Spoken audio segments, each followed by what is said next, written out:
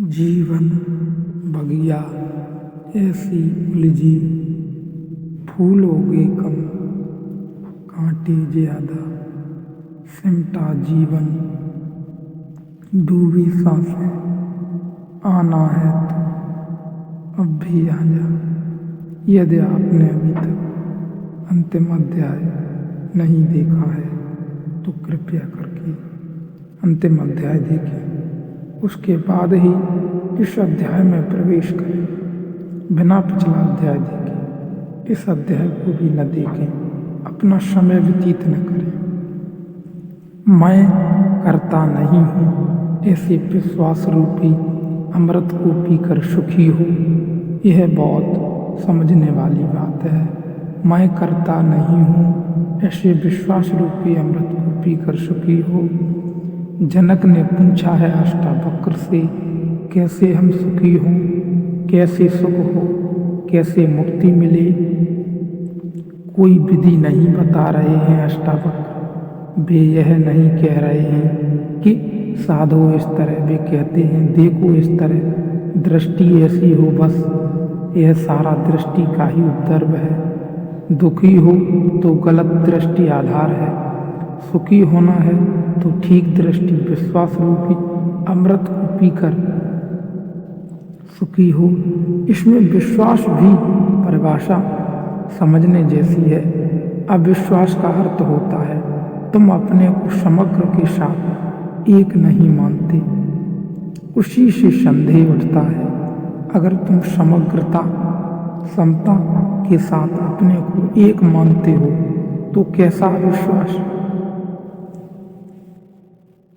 जहाँ ले जाएगा। अस्तित्व वही शुभ है, जैसा परमात्मा चाहे वही शुभ है। न हम अपनी मर्जी से आए न हम अपनी मर्जी जाते हैं, न तो हमें जन्म का कोई पता है क्यों जन्मे, न हमें मृत्यु का पता है क्यों मरेंगे। न हमसे किसी ने पूछा कि जन्मना चाहते हो, न कोई हमसे मरने के लिए पहले पूछेगा कि मरोगे, मरने की इच्छा है। सब यहाँ हो रहा है, हमसे कौन पूछता है। हम व्यर्थ ही बीच में क्यों अपने को लाएं। जिससे जीवन निकला है उसी में हम विसर्जित होंगे, और जिसने जीवन दिया है उस पर अविश्वास कैसा। जहाँ से इस सुंदर जीवन का आविर्भाव हुआ है उस स्रोत पर अविश्वास कैसा। जहाँ से ये फूल खिले हैं, जहाँ से ये कमल खिले हैं, जहाँ से ये चांद तारे हैं, जहाँ ये मनुष्य है, पशु पक्षी हैं, जहाँ इतना गीत है, जहाँ इतना संगीत है, जहाँ इतना प्रेम है, उस पर अविश्वास क्यों। विश्वास का अर्थ है हम अपने को विजाति नहीं मानते, पर देसी नहीं मानते। हम अपने को इस अस्तित्व के साथ एक मानते हैं। इस एक की घोषणा उद्घोषणा के होते ही जीवन में सुख की वर्षा हो जाती है। जैसे ही तुमने इन शब्दों की घोषणा की, जो भी है परमात्मा ही है, न तो जन्म का पता है न तो मृत्यु का पता है। इसमें इतना प्रेम खिल रहा है, इतने पुष्प खिले हैं, कमल खिला है, इतना आनंद है। ये किस प्रकार कैसे है हम तो नहीं जानते। मृत्यु भी आएगी, जन्म भी होगा, हम नहीं जानते। क्यों हुआ है ये भी हम नहीं जानते। ऐसे विश्वास रूपी अमृत को पीकर सुखी हो, अभी हो जा सुखी, इसी क्षण हो जा सुखी। मैं एक विशुद्ध बोध हूँ, ऐसी निश्चय रूपी अग्नि से अज्ञान रूपी वन को जलाकर तुम बीत शोक हुआ सुखी हो, अभी हो जा दुख के पार। एक छोटी सी बात जो जान लेने से दुख विसर्जित हो जाता है कि मैं विशुद्ध हूँ, बोध हूँ कि मैं मात्र साक्षी भाव हूँ, कि मैं केवल दृष्टा हूँ।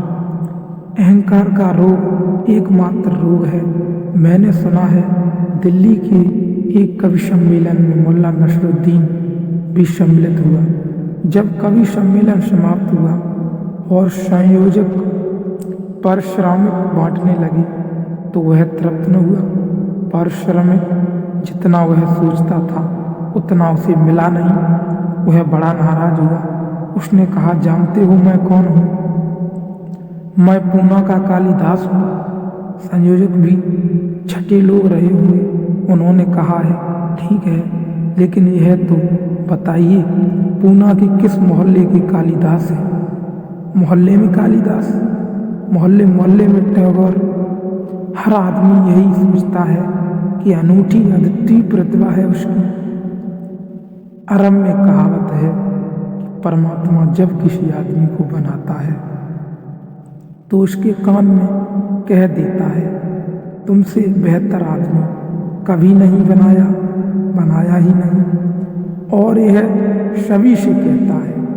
यह मजाक बड़ी गहरी है और हर आदमी मन में यही ख्याल लिए जीता है कि मुझसे बेहतर आदमी कोई बनाया ही नहीं। मैं तो सत्कृत हूँ। कोई माने न माने तो वह उसकी नासमझी है। ऐसे में सर्वोत्कृष्ट कृति हूँ इस धम्म में जीता आदमी। मैं ही सबसे श्रेष्ठ कर्तव्य हूँ, मैं ही सबसे श्रेष्ठ करता हूँ। आदमी बड़े दुख पाता है क्योंकि इस धम्म के कारण वह बड़ी अपेक्षाएं करता है जो कभी पूरी नहीं होती। उसकी अपेक्षाएं अनंत हैं। जीवन बहुत छोटा है। जिसने भी अपेक्षाएं बांधी वह दुखी होगा। इस जीवन को एक और ढंग से भी जीने की कला है। आप अपेक्षा शून्य बिना कुछ मांगे जो मिल जाए उसके प्रति धन्यवाद से भरे हुए, धन्यवाद के भाव से भरे हुए, कृतज्ञ भाव से, वही आस्तिक की प्रक्रिया है। जो तुम्हें मिला है वह इतना है, मगर तुम उसे देखो तब न, जियो आनंद में, बह जाओ प्रेम की धारा के साथ।